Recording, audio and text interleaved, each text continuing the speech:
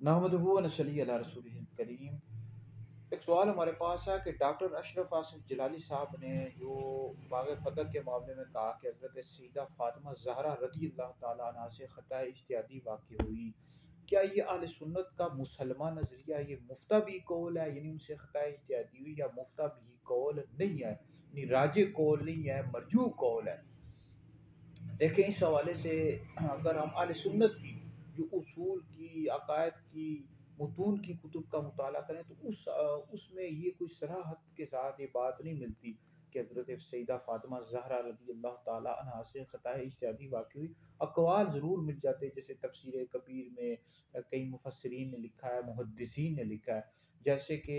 علامہ غلام رسول سعیدی صاحب، انہوں نے بخاری کی شرح لکھی ہے نعمت الباری۔ اس کا اللہ کا شکر ہے میں نے مکمل نعمت الباری کا مطالعہ کیا ہوا ہے، جلد نمبر ہے جی 14۔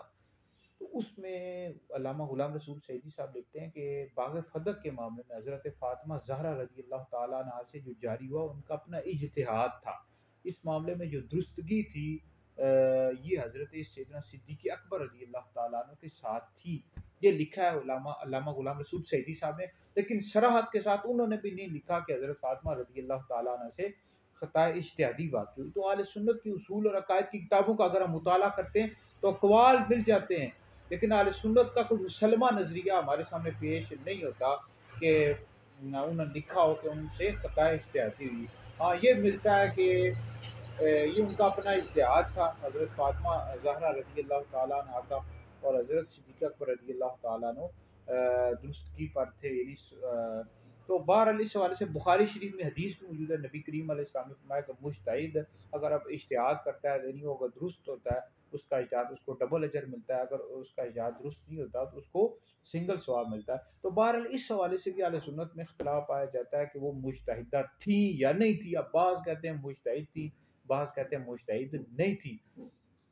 تو بہرحال یہ جو ڈاکٹر صاحب نے کہا ہے خطا اجتہادی ہوئی، جو لوگ روافظ تو شور مچائیں گے، روافظ شیعہ اہل سنت کے اندر جو تفضیلی گھسے ہوئے ہیں، جو اہل سنت کے مستند علماء ہیں، انہوں نے بھی جب کہا کہ ان سے خطا اجتہادی نہیں ہوئی، ٹھیک ہے،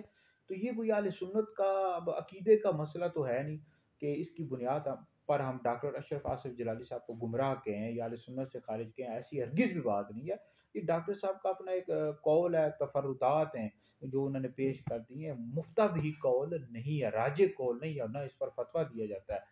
ٹھیک ہے جی۔ تو صراحت کے ساتھ جیسے اعلیٰ حضرت امام علیہ سنت کی فتاوی رضویہ کی 30 جلدیں ہیں، یعنی انہوں نے لکھی ہیں 30 جلدیں فتاوی رضویہ کی، اور اس میں اعلیٰ حضرت نے کہیں بھی یہ نہیں لکھا کہ ان سے خطا اجتہادی ہوئی۔ ڈاکٹر صاحب اگر دکھا دیں فتاوی رضویہ میں صراحت کے ساتھ کہاں لکھا ہے اعلیٰ حضرت نے کہ ان سے خطا اجتہادی ہوئی، صراحت کے ساتھ، ٹھیک ہے، یہ نہیں ہے استدلال نہیں، صراحت کے ساتھ دکھا اہل سنت کے اصول اور عقائد کی کتب سے۔ استدلال وہ کرنا شروع ہو جاتے ہیں، اس وجہ سے شور و غل پیدا ہوا معاشرے میں اور بہت زیادہ صراحت کے ساتھ اہل سنت کی کتابوں میں کہاں لکھا ہوا ہے؟ جیسے اعلیٰ حضرت نے فتاوی رضویہ جلد نمبر 14 میں لکھا ہے، جلد نمبر 10 میں، کہ فرق مراتب بے شمار، حق بدست حیدر کرا کہ حق پر مولا علی تھے، امیر معاویہ رضی اللہ تعالیٰ عنہ سے خطا اجتہادی ہوئی، اہل سنت کا مسلمان نظریہ۔ تو ڈاکٹر صاحب نے یہ جو کہا کہ ان سے خطا اجتہادی ہوئی، یہ مفتہ بھی قول نہیں ہے، نہ اس پر فتویٰ دیا جاتا ہے، راجع قول نہیں ہے، ٹھیک ہے جی۔ راجع اگر قول ہوتا تو اس پر